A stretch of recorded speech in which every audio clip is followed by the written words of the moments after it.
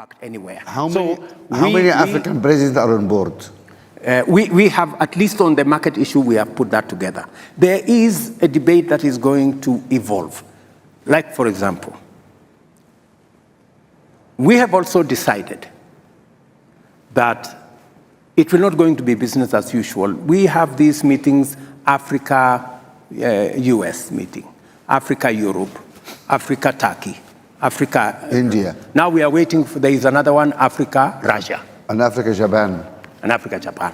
We have made the decision that it is not intelligent for 54 of us to go and sit before one gentleman from another place. And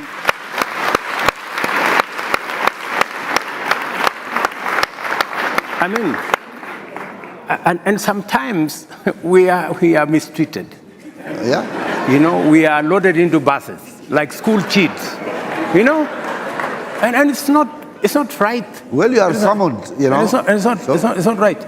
So the decision that we have made as AU is that going forward, if there is going to be a discussion between Africa and any other country, we are going to be represented by the chair, the outgoing chair, the bureau. The chair of the commission and the chair and the chair of the RECs, and we have 5 RECs. That should be sufficient for, I mean, a meeting of maybe 6, 7. Yeah. That should be able to represent Africa, and that is the position I am taking as the president of Kenya.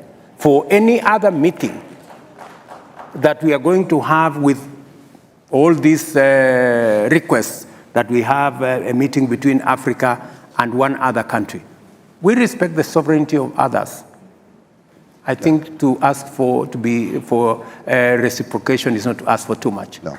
And for us to agree that let us have this kind of setup. The only, because I had a conversation with President Kagame, and he actually led that particular position. I have had a conversation with Prime Minister Abiy. He believes very strongly that that should be the position of our continent. Because, as you have said, if we don't respect ourselves, nobody is going to respect us. And we should be able to take that kind of decision. Yeah. And part of that respecting ourselves is when we say African problems, African solutions. We must be serious about the solutions. It cannot be rhetoric. It cannot be talk. It must be accompanied by what realistically and practically we are doing. And what is our capacity? Yeah. No, this is wonderful, but just one question. Why are you having this discussion in closed rooms? Why don't you bring civil society, all those people in this discussion? Because we can also put pressure on our leaders or whatever to behave in a better way. African people need to tell their presidents, we care about Africa. That should be a priority. Unless we act really together, it doesn't work. And in the reform agenda of the African Union, if you and your colleagues are proceeding in that way, there need to be really a serious discussion about the structures and how Africa is. One problem is African countries refuse to cede any sovereignty to the African Union. So African Union cannot sign a trade agreement in the heart of Africa. Then the African Union go and meet the European Union. This is not balanced. It is not. Because those guys had 27 countries, gave them sovereignty. Yes. But our guys here don't want to give any sovereignty, cede any sovereignty to the Union, as if, you know, this is something very fantastic they have to keep. When countries like Germany, like big countries, agreed to cede sovereignty to the collective body because they are smart, they think when they are together, they negotiate better deals. Are you saying? The only stupid guys, unfortunately, are the British, who left that collection. But look, I'm free to say that because I'm also a British citizen, and so I have my views about what happened in Britain. I know we have British Jane is there, the High Commissioner, and the Archbishop. And I have the minister here also. But do you agree with me it was a mistake to leave the European Union? You agree? You're going to lose your job, I think. Anyway, BBC is not here, don't worry. Nobody watch Kenya TV, so don't worry. Anyway, no, it's not a joke. I mean, it is truth. I mean, it is a mistake. Together, we're stronger. We do things better. And that's what we need the African people to press their governments. We need to be stronger. We need to have our union. We need to cede some of our sovereignty for the African Union. I'm not losing sovereignty because our collective sovereignty is huge. Is huge. Then we are somebody which can be respected around the world.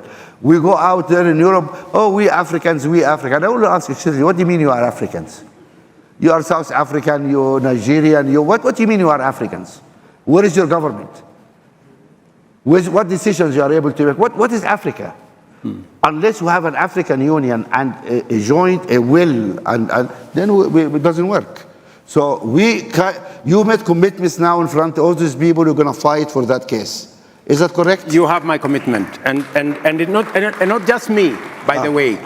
I think a critical mass of African readers is building on how we should act together. I told you this particular position of consolidating what we need to do and how we need to engage with the rest of the world was actually driven by President Kagame. Excellent. We've talked with many other heads of state, and I think there is a critical mass emerging that we need to act differently. We need to work smart. Let me tell you of an unfortunate situation. I visited one of the countries, I don't want to say which one, and we were having a conversation about the economic partnership agreement between EAC and the EU. Yeah. The EU, 27 countries, 520 million people have agreed on what we need to do. EAC, we are sizable, 170 million people. Then one country, and I don't want to say which one, refused to sign. So he said, no, we need to teach these people some lesson. So I'm listening. Your country has 11 million people. What are you going to Now we know teach? the country.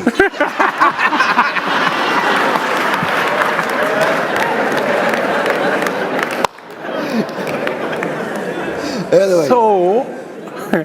So what are you going to teach 520 million people who are supposed to serve as your market? Really?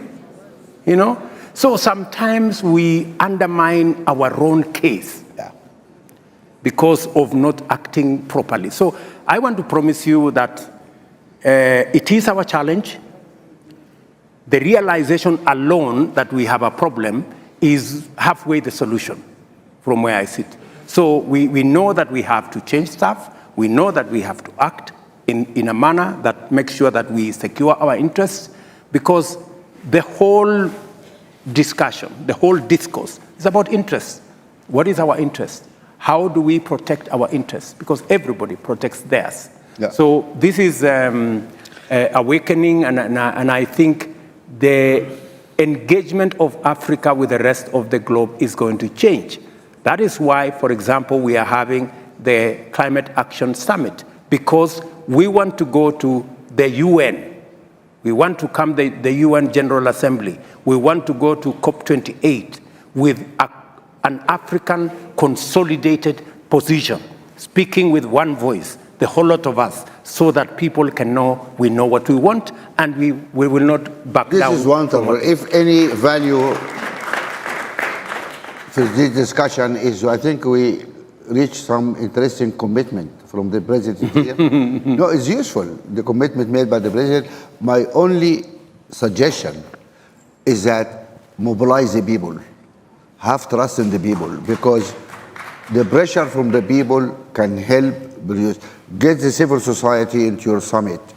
Get them to press their governments to really to move behind you in this agenda, because that has to happen. And until you get the people behind you everybody will drag their feet. And that's the history of Africa. I agree with you 100% that we need to mobilize the people to be with us, to share the vision with us, to agree with us on the paradigm shift in what we need to do. We need I agree with you, the civil society have a big role to play, because they can do sometimes what governments cannot do.